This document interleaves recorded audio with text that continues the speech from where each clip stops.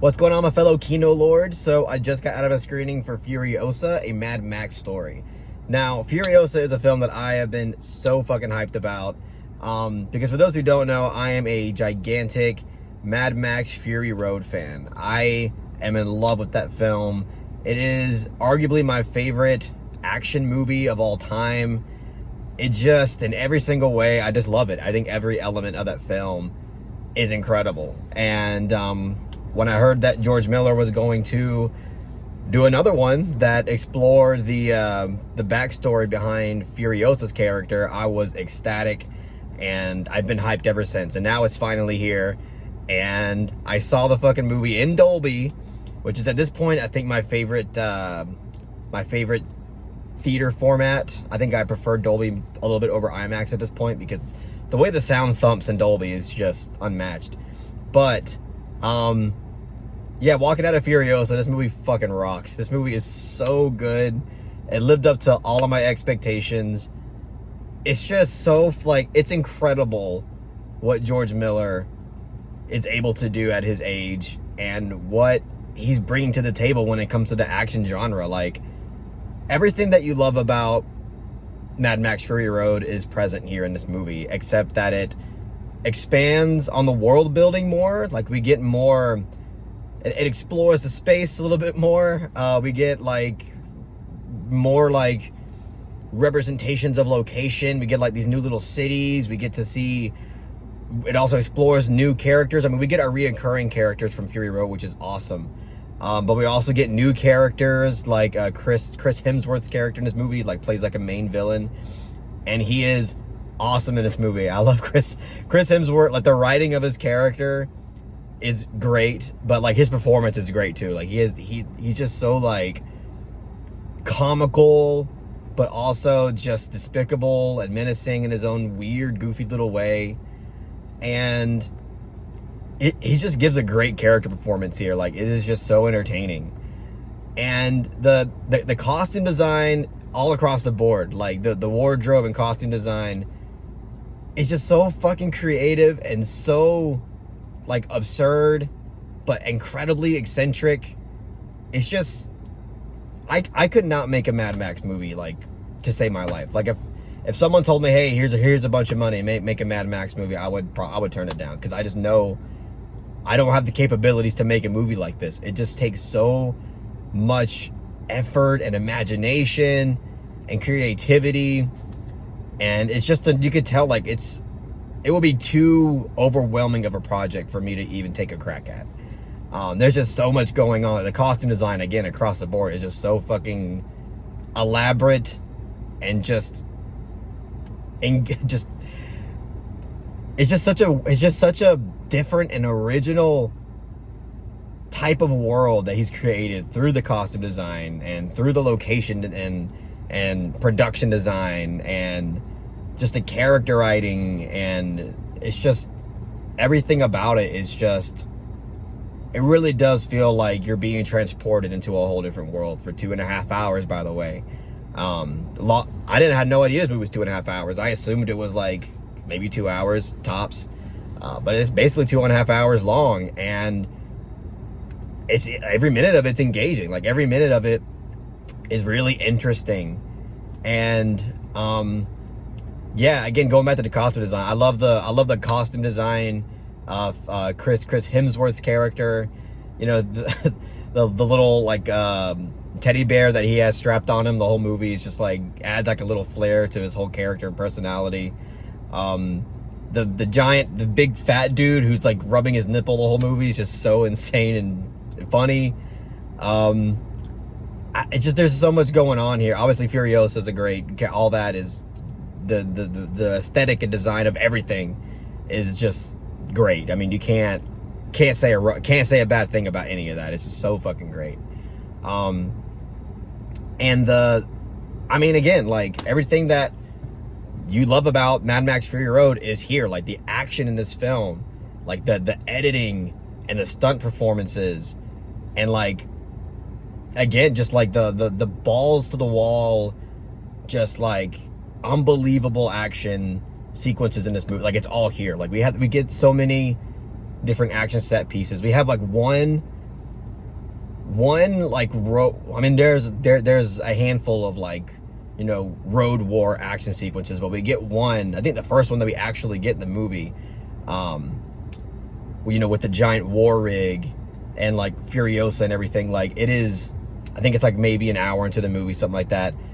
That big action sequence was fucking mind blowing. I think it might have been my favorite action sequence. It goes on for so long, and it's just so elaborate, and the talent behind the flow and the continuity of it is just staggering, because it is just a chaotic sequence, but it flows in such a way where the audience can perceive pretty much everything that's happening, and it's just put together so well, and it's just badass. It's such a badass, mind-blowing sequence. And that's not the only one. I mean, this film is just filled with so many intense action sequences where you feel the stakes, like, especially after we get introduced to a few new characters, like especially like in the second half of the movie, you really start feeling the stakes. I think that's a really important element of action movies, is when you genuinely feel like something bad could happen to a character that you don't see coming, and you don't want to happen. You know, there's this character that's introduced alongside Furiosa's character in the second half of this movie, and you know, you don't know, like you genuinely feel like the film could or could not play it safe. You feel like no characters are safe here, and I just love that about it. That's another great thing about it. Like, to feel stakes during these crazy action sequences is something that's really important, and I felt it. I really did, and that's a great achievement. But yeah, I mean, and I loved the whole backstory to Furiosa, because we actually, like, Anya Taylor-Joy, we don't even really, she doesn't appear on screen until what feels like 35 minutes into the movie, maybe even longer, could be wrong. But the movie like takes its time to show her, like it really builds it up, because we get this whole backstory of her when she was younger, like even younger than what is, you know, in the present time of the movie. And they found like a perfect like look-alike to her too. Like she looks like a 6 years younger Anya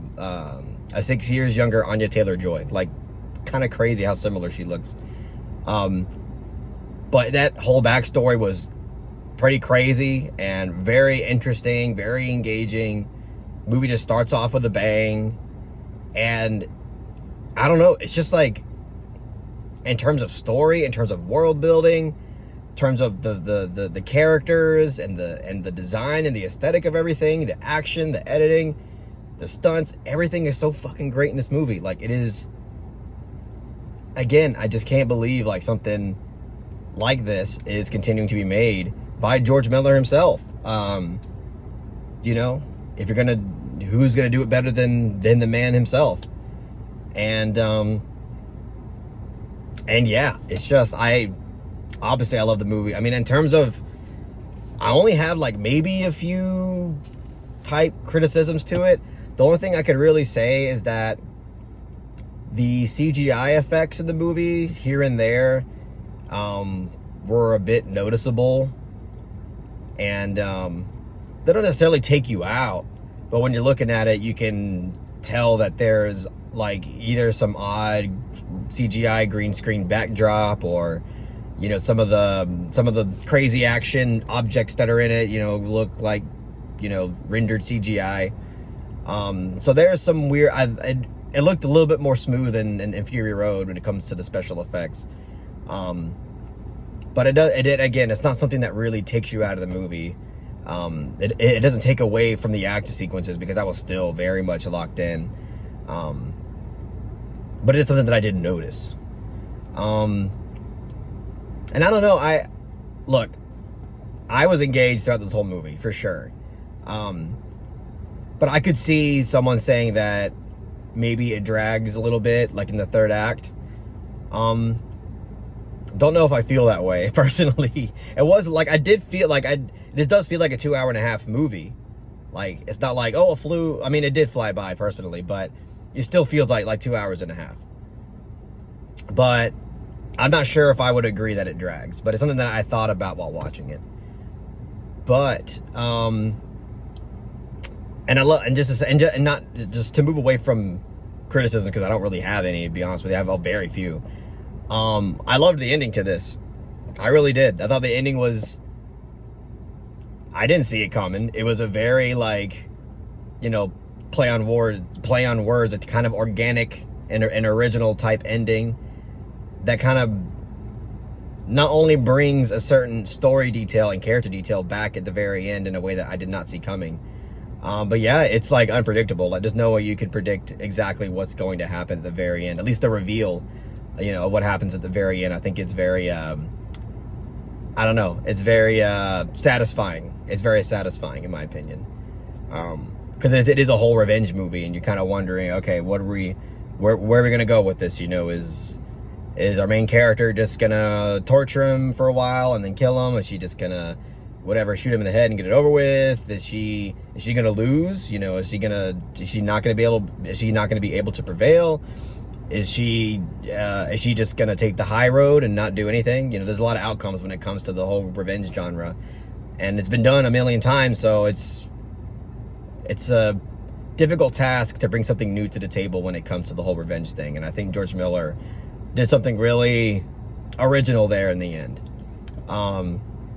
So I liked it personally. Again, Chris Hemsworth is awesome, and a lot of the new characters that are in this are just so, like, eccentric, and just a silliness to it, but it's so fucking cool and just adds to the whole world building element of it that I just really, really loved. So I'll just stop talking about it for now. I loved it. It's a great fucking movie. I want to see it again before it leaves theater. Maybe I'll try to watch it in IMAX to see, you know, compare and contrast the experience. But I mean, for now, yeah, definitely watch it Dolby. That shit's great. The sound and everything. Just the motors running, and like, and whenever like you would like get a close-up sound of like a truck motor or a motorcycle rumbling, you could feel it in your seat. Like, your seat's like rumbling with the motor. It's so fucking cool. But yeah, that's it, guys. I'm gonna rate Furiosa, a Mad Max story, or Saga, I forgot what it's called, a soft 9 out of 10. I thought it was awesome.